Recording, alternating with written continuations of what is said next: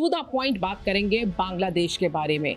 वो बांग्लादेश जहां पिछले साल 2024 अगस्त में खालिदा जिया को आगे बढ़ाने के लिए शेख हसीना की सरकार को गिराया गया था और एक नया चेहरा लाया गया था सामने, यूनुस का। देखिए, हमें ये समझना होगा कि यूनुस को बैठाया किसने है। यूनुस एक मोहरा है, सिर्फ एक चेहरा है और उनके पीछे ताकत अमेरिका की है। वहाँ का जो कट्टरपंथ के लोग हैं, जमात इस्लामी के लोग हैं बांग्लादेश में, तो उनका एक मंशा बहुत दिनों से है 71 वार के बाद से कि भारत से हमको बदला लेना है 71 वार का। और वो अभी आईएसआई के साथ मिलकर पाकिस्तान में वो ये काम करने के लिए बहुत तत्पर है। यूनुस को ये भाता है कि जमात का पूरा सपोर्ट उसको मिल रहा है। जब जो वहाँ के सेना चीफ हैं वकारुज्जमान, उन्होंने ये कहा कि आप दिसंबर तक चुनाव करवाइए, तब जाके मोहम्मद यूनुस जो है उनकी वो नर्वसनेस दिखाई देती है और वो ये खबर आती है कि वो तो इस्तीफे की धमकी भी दे रहे हैं। अगर वर्ल्ड में कोई सच्चा उनका मित्र है तो ये भारत है। और मेरे से बहुत लोगों की बातें होती रहती है बांग्लादेश के, जो कुछ जर्नलिस्ट हैं, बाकी एक्स एमपीज हैं, बाकी लोग हैं, तो वो लोग बहुत पॉजिटिव है कि इंडिया के साथ सुधार होगा उनके रिलेशन में, उनका स्थिति भी बदलेगी। अभी देखिए, वो नहीं तो they all are thinking that वो एक कटोरा लेके भीख मांगने वाला राज्य देश का बन जाए पाकिस्तान की तरह। कि मोहम्मद यूनुस ने कुछ समय पहले ये भी बोला था, सिलीगुड़ी का अपनी कॉरिडोर जो है चिकन नेक को लेके ये बोला था कि इकलौता कुशन जो है वो बांग्लादेश है उसके लिए। वहाँ पर एक इनडायरेक्ट धमकी जैसी बात थी। भारत के लिए इसका सोल्यूशन क्या है? क्या कालादान प्रोजेक्ट जो चल रहा है? और कलकत्ता इकोनॉमिक हब हुआ करता था देश में। जब से ये कम्युनिस्ट वहाँ पे आए 1963 के बाद से धीरे धीरे प्रभाव बढ़ता रहा और 77 से लगातार 34 साल वहाँ पे रहे। ये एक तरीके से बंगाल को, वेस्ट बंगाल को उन्होंने एनगल्फ कर लिया। इंडो माने बंगाल और बांग्लादेश के बॉर्डर में 6000 ऐसे मदरसा हैं जो कि जंगी तैयार करने का, रेडिकल्स तैयार करने का फैक्ट्री है और इसको तुरंत इसके ऊपर कुछ कार्रवाई होनी चाहिए। खाली हम हैं, इस सुप्रीमेसी प्रभुत्व का एक जो एक ब्रदरहुड, पवित्र रेडिकलिज्म का एक जो चीज़ पढ़ाया जाता है, सिखाया जाता है मदरसा में, इसका एक परिवर्तन होना चाहिए। बच्चों को क्या मालूम है कि बड़े होकर उसको जो सिखाया जा रहा है उसी हिसाब से वो सर तन से जुदा वाली बात करने लगते हैं। नमस्कार, पांचजनी में आप सभी का स्वागत है और आज इस विशेष संवाद में हम टू द पॉइंट बात करेंगे बांग्लादेश के बारे में। वो बांग्लादेश जहां पिछले साल 2024 अगस्त में खालिदा जिया को आगे बढ़ाने के लिए शेख हसीना की सरकार को गिराया गया था और एक नया चेहरा लाया गया था सामने, यूनुस का। वो यूनुस जो नोबेल शांति पुरस्कार जीत कर आए थे, जिनको वहाँ के स्टूडेंट्स ने पूरा सपोर्ट किया। खालिदा जिया जो मुख्य विपक्षी पार्टी की नेता है, उनकी पार्टी ने वहाँ पर सपोर्ट किया। सेना का भी समर्थन मिलता रहा कि शायद सत्ता परिवर्तन से कुछ बदलाव आएगा। लेकिन नोबेल शांति जीतने वाले मोहम्मद यूनुस की वजह से इस समय बांग्लादेश में काफी अशांति फैली हुई है। वजह है कि कहा जा रहा है कि वो चुनाव नहीं करवाना चाहते, वो सत्ता में बने रहना चाहते हैं।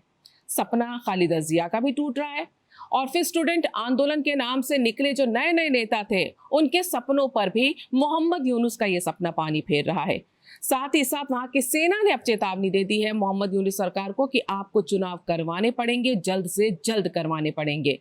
हालत यह है कि मोहम्मद यूनुस ने पहले इस्तीफे की धमकी दी, लेकिन अभी भी हालात अंदर के काफी बिगड़े हुए हैं। क्या है बांग्लादेश की पूरी सियासी हलचल, भारत पर इसका क्या प्रभाव होगा, ये जानने के लिए हमारे साथ हैं रंजन मुखर्जी जी, जो पूर्व वायुसेना अधिकारी भी हैं, साथ ही साथ रक्षा विशेषज्ञ हैं और बांग्लादेश पर खासी पकड़ रखते हैं। रंजन जी, आपका पांचजनी में बहुत बहुत स्वागत है। नमस्कार। मैंने भूमिका तो पूरी बता दी, लेकिन जो मोहम्मद यूनुस हैं, जिनको जब बांग्लादेश में बैठाया गया सत्ता में, तो बड़ी उम्मीदें जताई गई थी। खालिदा जिया को लगा था मेरा वनवास खत्म हो रहा है, अब शेख हसीना चली गई हैं बाहर, हमें सत्ता मिल जाएगी। स्टूडेंट यूनियन से निकले हुए जो नाहिद इस्लाम जैसे नेता हैं, उन्होंने अपनी पार्टी बना ली इस उम्मीद के साथ, और जैसे ही बात चुनाव कराने की आई, मोहम्मद यूनुस ने कह दिया अभी नहीं, अभी मुझे समय लगेगा, मैं पहले सुधार करूंगा। सेना का अल्टीमेटम उसके बाद मोहम्मद यूनुस का इस्तीफा देने की पेशकश करना, और अंदरूनी हालात इस समय के क्या बताते हैं? देखिए, हमें ये समझना होगा कि यूनुस को बैठाया किसने है। यूनुस एक मोहरा है, सिर्फ एक चेहरा है, और उनके पीछे ताकत अमेरिका की है। और यूनुस नोबेल पुरस्कार विजेता रहे हैं और इंटेलिजेंट आदमी हैं। तो वो एक बार इंटरिम सरकार के एडवाइजर के रूप में जब बैठ गए, उसके बाद सत्ता का लोलुप इच्छा शक्ति के कारण वो विवश हो गए और वो सत्ता को छोड़ना नहीं चाहते। तो ये दोनों तरफ से ये काम उनके फेवर में कर रहा था। एक तरफ वो वहाँ का जो कट्टरपंथ के लोग हैं, जमात इस्लामी के लोग हैं बांग्लादेश में, तो उनका एक मंशा बहुत दिनों से है 71 वार के बाद से कि भारत से हमको बदला लेना है 71 वार का। और वो अभी आईएसआई के साथ मिलके पाकिस्तान के वो ये काम करने के लिए बहुत तत्पर है। यूनुस को ये भाता है तो जमात का पूरा सपोर्ट उनको मिल रहा है। इनडायरेक्टली उनको अमेरिकन गवर्नमेंट का सपोर्ट है, उनके सरकार के थ्रू आए थे। ये एक अलग विषय होगा, बट बहुत इंटरेस्टिंग दिलचस्प ये विषय है। इसको कॉग्निटिव वॉरफेयर कहते हैं, जिसके जरिए शेख हसीना को हटाया गया और उनको लाया गया, और किस तरीके से अचानक एकाएक ये हो गया। और ये एक चौकड़ी मैं कहता हूँ, पाकिस्तान आईएसआई, इसके साथ मिला हुआ यूएस, यूनुस और वहाँ का कट्टरपंथ जमात और चाइना, ये सबका नज़र जो है बांग्लादेश में है। और ये चारों चौकड़ी मिलके एक खतरनाक गेम खेल रहे हैं। 1971 के बाद बांग्लादेश का आम जनता इंडिया के प्रति आभार रखता था, अभी भी बहुत सारे लोग रखते हैं, मेजॉरिटी लोग रखते हैं।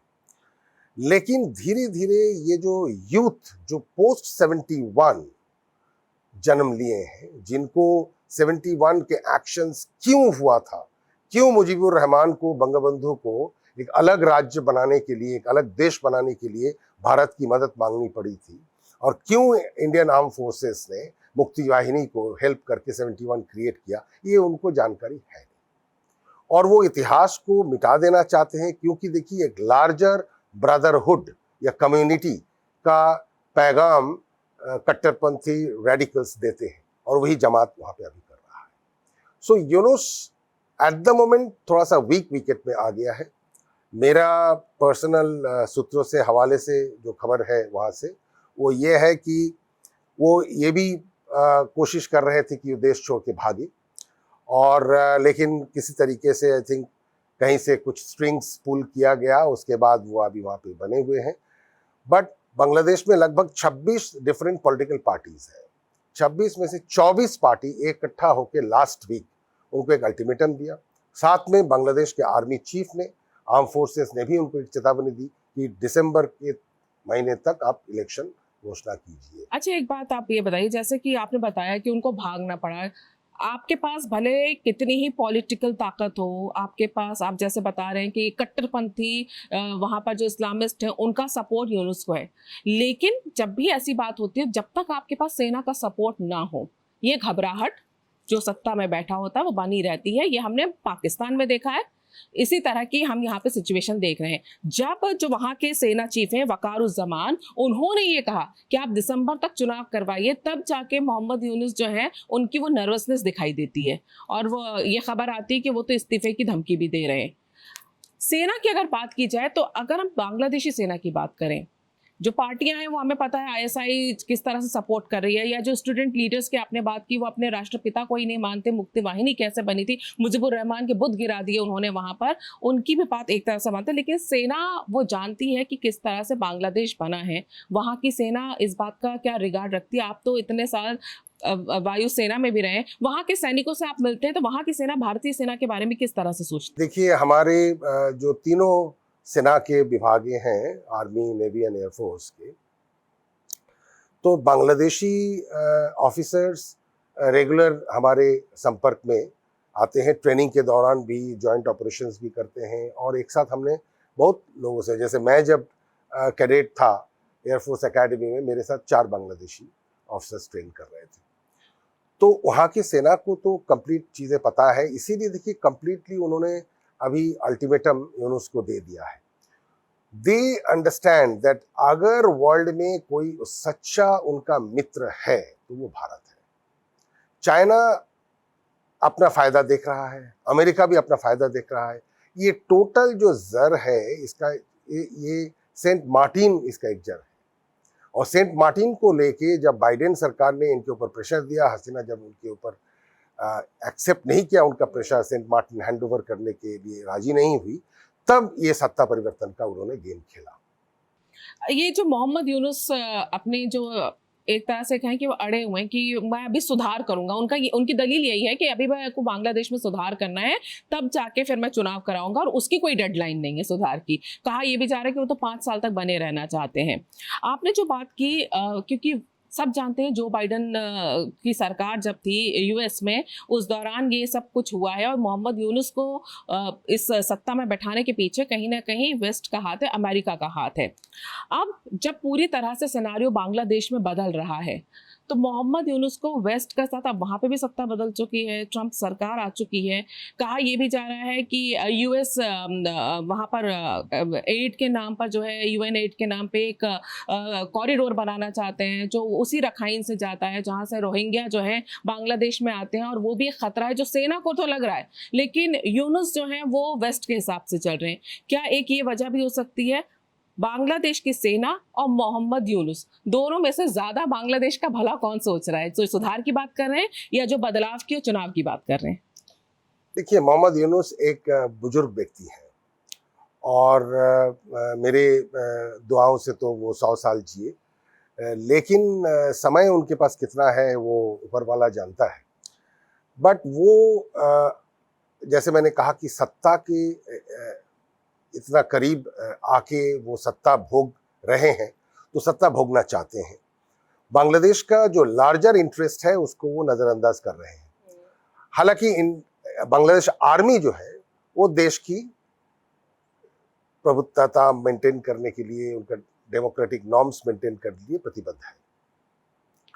जो रोहिंग्या की बात और अरकाइन जो कॉरिडोर की बात आप कहें, तो वहाँ पे अमेरिका का एक सोची समझी चाल है, उनका एक नियत है। They want to achieve certain aspects from there. वहाँ पे कुछ मिनरल्स हैं, बाकी चीज़ें हैं, रेयर अर्थ मटेरियल्स मिलते हैं वहाँ पे, तो ये सब चीज़ें हैं। और उनका एक है कि एक बेस साउथ ईस्ट एशिया में, पाकिस्तान एक है और एक क्यों नहीं हो जाए, और सेंट मार्टिन ऑल्सो इसके साथ जुड़ा हुआ है। चाइना का देखिए, चाइना ऑल्सो एक ही चीज़, जो चीज़ रशिया अमेरिका सोच रहा है वो चाइना भी सोच रहा है। पिछले 20 सालों में चाइना ने वहाँ पे मेजर कॉरिडोर्स पे 8 वेरी स्ट्रैटेजिक ब्रिजेस बनाए हैं। ये लालमुनीर हाट वहाँ पे एक सेकेंड वर्ल्ड वॉर 2 के टाइम का एक एयरबेस है। अभी वहाँ पे पिछले दिनों काफ़ी हलचल देखा गया, और उसको वो ऑलरेडी एक एयरबेस था 1930 में ब्रिटिश ने उसको बनाया था, तो इंडिया का पार्ट होता था। उसके बाद भी वो सिविल एयरपोर्ट के रूप में चलता था, बट नॉट सो पॉपुलर, उतना एक्टिविटी नहीं थी। पिछले दिनों वहाँ पे काफ़ी एक्टिविटी हुई। वो देखिए रोंगपुर से बहुत क्लोज है, और चाइना ने वहाँ पे रोंगपुर को जोड़ा है लालमुनीर हाट से, और Rangpur is exactly adjacent to India. Indian north eastern states में काफ़ी ज़्यादा घुसपैठ पाकिस्तान से, बांग्लादेश से होता रहा है, और इतना हुआ है कि डेमोग्राफिक एक चेंज भी वहाँ पे हो गया है। नाउ यूनुस ये चाहता है कि किसी तरीके से वेस्ट को थोड़ा सा बढ़ावा दे के हम सत्ता में बने रहें, विच द आर्मी नहीं चाह रहा है, और इसीलिए संघात है इन दोनों में, और अल्टीमेटम दिया गया होगा। तो मेरे को लगता है कि ultimately in the interest of Bangladesh, जो आर्मी भली बात ही समझती है, 80 to 90% ऑफ द बांग्लादेशी वो जानते हैं कि भारत एक सही मित्र है उनका। तो मेरे को लगता है कि ये इसका रेक्टिफिकेशन होगा और वहाँ पे पॉजिटिव कुछ चीज़ें चेंजेस आएंगे। बट उसके बाद भी हम लोग को बहुत काम करना होगा, सामाजिक तौर पे, कल्चरल तौर पे। जो बॉनहोमी हम लोग का था, भाषा बंगाल के साथ एक है, हमारा रविंद्रनाथ टैगोर जो नोबेल पुरस्कार विजेता पहला एशिया में शख्स, उनका जो नेशनल एंथम है उनका लिखा हुआ है। बट अभी देखिए जमात के लोग आके देयर नाउ डिमांडिंग कि भाई वो नेशनल एंथम भी चेंज करो। तो ये जो कट्टरपन धीरे धीरे ग्रास कर रहा है, इनगल्फ कर रहा है बांग्लादेश को, ये खतरे की निशानी है हमारे लिए, और उसको हमको बहुत बेहतरीन तरीके से कंट्रोल करना बहुत जरूरी होगा। शेख हसीना की जब सरकार थी तो आपने जिस तरह से कहा भारत के संबंध भी बहुत अच्छे थे, वो उनका जो झुकाव था भारत की तरफ हमेशा से रहा है। सत्ता से हटने के पीछे एक बड़ा कारण ये भी बताया जाता है उनका, और मोहम्मद यूनुस की जो सरकार है भारत विरोधी बताई जाती है। साफ है उसके पीछे की कट्टरपंथी जो है वो उनके सपोर्टर हैं, वही कट्टरपंथी जिन्हें कहा जाता है पाकिस्तान के आईएसआई सपोर्ट करती है।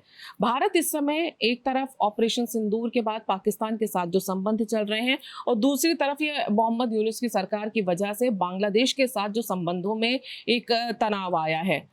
आगे जो ये अल्टीमेटम मोहम्मद यूनुस की सरकार को दिया है, आपको क्या लगता है भारत के बांग्लादेश के साथ जो संबंध हैं उन पे क्या असर पड़ने वाला है अभी आने वाले दिनों में?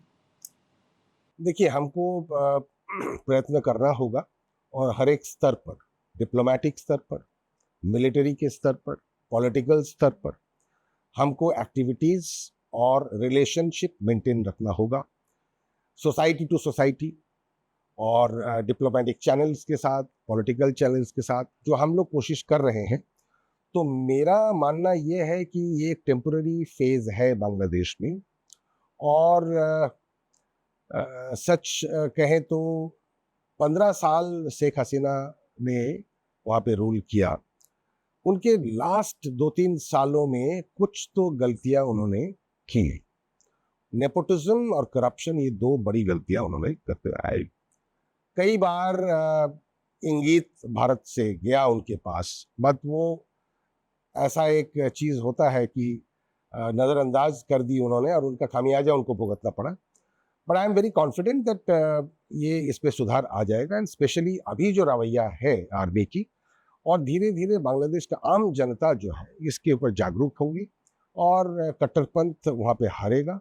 और मेरे से बहुत लोगों की बातें होती रहती है बांग्लादेश के, जो कुछ जर्नलिस्ट हैं, बाकी एक्स एमपीज हैं, बाकी लोग हैं, तो वो लोग बहुत पॉजिटिव हैं कि इंडिया के साथ सुधार होगा उनके रिलेशन में, उनका स्थिति भी बदलेगी। अभी देखिए वो नहीं तो they all are thinking that वो एक कटोरा लेके भीख मांगने वाला राज्य देश ना बन जाए पाकिस्तान की तरह। तो ये डर उनमें है, और इकोनॉमिकली बहुत ज़्यादा वीक हो गया ये पिछले अगस्त के बाद से, और बहुत द्रुत जो है उसका इकोनॉमिकली ये रुइनिंग हो रहा है।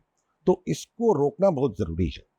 अभी फ़िलहाल मेरे से वहाँ के एक बहुत बड़े डॉक्टर की बात हो रही थी, उनका एक बहुत बड़ा कैंसर हॉस्पिटल है सिलेट में, और वो कह रहे थे कि हमारे यहाँ पे ये बहुत जल्द जो है इस चीज़ का ख़त्म होना चाहिए, और एक डेमोक्रेटिकली चोजन गवर्नमेंट आना चाहिए। देखिए सरकार कोई भी आए, अगर हम बात कर रहे थे शेख हसीना जो थी भारत के थोड़ी तरफ झुकाव रखती थी, अगर खालिदा जिया की भी आती है, जो स्टूडेंट यूनियन के जो बच्चे जो जिनका नेता बन के नाहिद इस्लाम सामने आया है, ये भी आते हैं, तो जमात का इन्फ्लुएंस कहीं ना कहीं दिखाई देता, कट्टरपंथ का दिखाई देता, भारत के विरोध में भी दिखाई देता है। ऐसे में चूंकि मोहम्मद यूनुस ने कुछ समय पहले ये भी बोला था, सिलीगुड़ी का अपना कॉरिडोर जो है चिकन नेक को लेके ये बोला था कि इकलौता कुशन जो है वो बांग्लादेश है उसके लिए, वहाँ पर एक इनडायरेक्ट धमकी जैसी बात थी। भारत के लिए इसका सॉल्यूशन क्या है? क्या कालादान प्रोजेक्ट जो चल रहा है उसके ऊपर अब काम करना भारत को, ताकि आगे चल के वहाँ किसी भी तरह की राजनीतिक अस्थिरता रहे, उसका भारत के पर जो है प्रभाव ना पड़े, खासतौर से जो बॉर्डर एरियाज हैं उसको लेके आगे की रणनीति बनाने का समय है और उस पर काम किया जा रहा है। देखिए ये बहुत महत्वपूर्ण और बहुत इम्पोर्टेंट क्वेश्चन आपने पूछा। 1999 में मैं कांचीपुरम विजिट कर रहा था, और जगत गुरु शंकराचार्य विजेंद्र सरस्वती जी एक बात मुझसे उन्होंने कहा था 1999 में। उन्होंने कहा कि देखिए नॉर्थ ईस्टर्न 7 स्टेट्स और वेस्ट बंगाल, उसके साथ जो हमारे पड़ोसी नेशंस हैं, पड़ोसी देश हैं, जैसे म्यांमार है, बांग्लादेश, भूटान, नेपाल, तो ये सब देश में खुशहाली थी जब तक बंगाल स्ट्रांग था और कलकत्ता इकोनॉमिक हब हुआ करता था देश का। जब से ये कम्युनिस्ट वहां पे आए 1963 के बाद से धीरे धीरे प्रभाव बढ़ता रहा और 77 से लगातार 34 साल वहां पे रहे।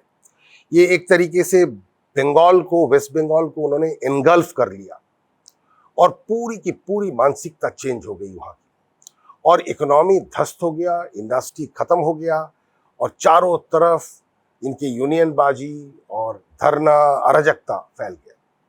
एक भी अच्छा इंडस्ट्री अब बंगाल में रहा नहीं। और जब से ये हुआ बंगाल में, कलकत्ता स्पेशली, तब से नॉर्थ ईस्टर्न स्टेट में प्रॉब्लम्स आए और उसके साथ साथ नेपाल में आया, म्यांमार में आया, भूटान में आया, तो बांग्लादेश में भी। तो उनका ये कहना था कि बहुत इंपॉर्टेंट है इस चीज को समझना और ये north eastern states including Bengal and पड़ोसी देश जो हमारे हैं, इनके यहाँ पे खुशहाली, पीस, प्रोग्रेस के लिए बहुत जरूरी है बंगाल को स्ट्रांग होना पड़ेगा। ये बात नरेंद्र मोदी जी जब पीएम बने 2014 में, उन्होंने एक लुक ईस्ट पॉलिसी का कॉल दिया। वो बहुत महत्वपूर्ण, उनको समझ बहुत अच्छी तरीके से है। और हेमंत विश्व शर्मा जब वहाँ पे आए असम में, देखिए 3 राज्य जो है बहुत ज़्यादा इम्पैक्टेड हुआ है घुसपैठियों से, वो है त्रिपुरा, असम एंड वेस्ट बंगाल। तो ये एक रणनीति है सोची समझी कट्टरपंथ की, इस्लामिक कट्टरपंथ की, रेडिकल्स की, कि ऐसा डेमोग्राफिक चेंज करो कि यहाँ पे खाली आपको इस्लाम रखे और हिंदू धर्म। देखिए सनातन धर्म हमेशा हजारों सालों से हम लोग कोएग्जिस्ट किए हैं, हम लोग रिस्पेक्ट करते हैं दूसरे रिलीजन्स की। इसीलिए भारत हमेशा कोई भी रिलीजन, चाहे बुद्धिज्म हो, जैनिज्म हो, क्रिश्चियनिटी हो, इस्लाम हो, सिखिज्म हो, सब यहाँ पे पनपा, सब यहाँ पे कोएग्जिस्ट किए अच्छे तरीके से। कुछ दिन पहले लगातार सरसंघ चालक भी इसके ऊपर, बहुत सारे बड़े नेट लीडर्स ये बात को दोहराते रहे हैं कि हमारा डीएनए एक है और हमको कोएग्जिस्टेंस करना चाहिए, पीसफुल कोएग्जिस्टेंस करना चाहिए। लेकिन अगर ये इस्लामिस्ट रेडिकल्स जो है इस चीज को बदलना चाहते हैं, जो मैं जानता हूं कि 20 करोड़ हमारे जो मुस्लिम भाई बहन है देश में, 99.9% ये कोएग्जिस्टेंट, पीसफुल कोएग्जिस्ट बिलीव करते हैं।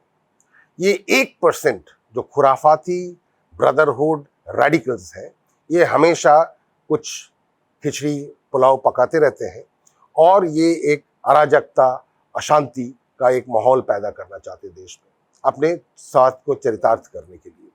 ये बड़ा डेंजरस गेम है। इसके साथ साथ मैं ये भी कहूँगा और आपके माध्यम से सबके पास एक पॉइंट रखूँगा, जो मद्रासा एजुकेशन है, मद्रासा एजुकेशन बहुत महत्वपूर्ण है, उसमें एक आमूल परिवर्तन बहुत जरूरी है। 2003 में the then West Bengal chief minister Buddhadeb Bhattacharya ने एक बड़ा खुलासा किया और लाल कृष्ण आडवाणी जी उस टाइम पे होम मिनिस्टर रहे। उन्होंने तुरंत उसके बाद उनको बुलाया और दोनों में चर्चा हुई। बुद्धदेव भट्टाचार्य ने ये कहा था कि माने बंगाल और बांग्लादेश के बॉर्डर में 6000 ऐसे मदरसा हैं जो कि जंगी तैयार करने का, रेडिकल्स तैयार करने का फैक्ट्री है और इसको तुरंत इसके ऊपर कुछ कार्रवाई होनी चाहिए। तो मैं ये कहना चाहता हूं कि देखिए, खाली हम हैं, इस सुप्रीमेसी, प्रभुत्व का एक जो एक ब्रदरहुड, पवित्र रेडिकलिज्म का एक जो चीज पढ़ाया जाता है, सिखाया जाता है मदरसा में, इसका एक परिवर्तन होना चाहिए। बच्चों को क्या मालूम है कि बड़े होके उसको जो सिखाया जा रहा है उसी हिसाब से वो सतन से जुदा वाली बात करने लगते हैं। तो ये एक गवर्नमेंट को सोच के समझ के एक अच्छा एजुकेशन, मदरसा एजुकेशन में बदलाव लाने की, ताकि वो सबको रिस्पेक्ट करे और सभी धर्मों को इक्वली देखे। जी, आप जो लुक ईस्ट नीति की बात कर तो रहे थे ना, नीति की रात में वही मैं आ रहा हूँ, उसमें आ रहा हूँ, चिकन नेक पे उसमें आ रहा हूँ मैं। तो अभी इनकी मंशा बहुत खतरनाक है।